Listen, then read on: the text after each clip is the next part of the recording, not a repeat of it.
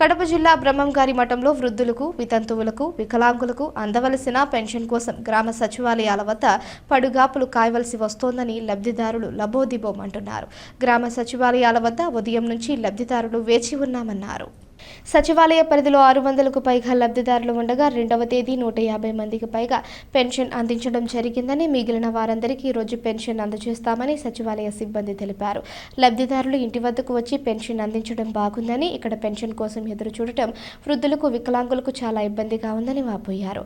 పై విషయాన్ని సచివాలయ సిబ్బందిని వివరణ కోరగా పెన్షన్ కోసం లబ్ధిదారులు అపోహలకు పోకూడదని, ప్రతి ఒక్కరికి పెన్షన్ అందించే పనిలో మా సిబ్బంది ఉన్నారని, సచివాలయం వద్దకు రాలేక ఉండే లబ్ధిదారులకు మా సిబ్బందిచే పెన్షన్ ఇంటి వద్దకే వెళ్లి అందజేస్తామని అన్నారు.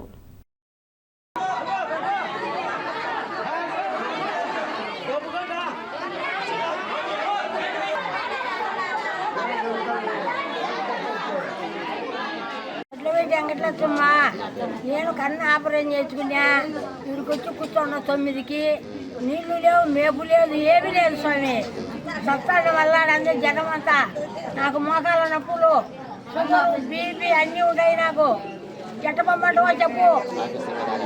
నాకు ఎలా ప్రకారమో పంపి స్వామి. నేను కాళ్ళకు నమస్కారం.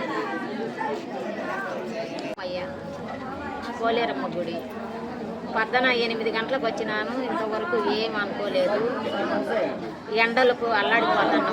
కన్ను ఆపరేషన్ చేయించుకున్నాను. నిన్న వచ్చినాను సాయంత్రం 3 గంటలప్పుడు. లెక్కలేదు, అయిపోయిందండి. మళ్ళీ ఇప్పుడు వచ్చినాము. ఇంతవరకు ఏం అనుకోలేదు. నీళ్లకు అన్నానికి చాలా బాధపడుతున్నాం. ఇంటికాడ ఎత్తుకొచ్చి ఇచ్చా అన్నాడు మానబాబుడు.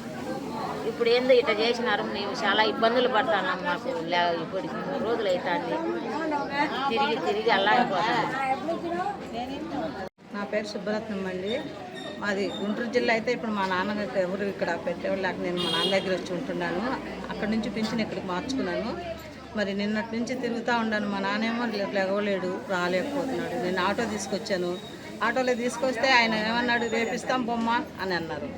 మరి ఎండలో నాకు షుగరు, బీపీలు అన్నీ ఉన్నాయండి. నేను మరి ఇప్పుడు దాకా కూర్చొని నేను మళ్ళీ ముసలాయనకి అన్నం వండి పెట్టుకోవాలి. ఇట్లా కాకుండా మాకు మళ్ళీ ఏదో మా ఇంటి దగ్గరికి వచ్చేటట్టు వాలంటీర్లను పంపిస్తే మంచిదని నేను అనుకుంటున్నానండి.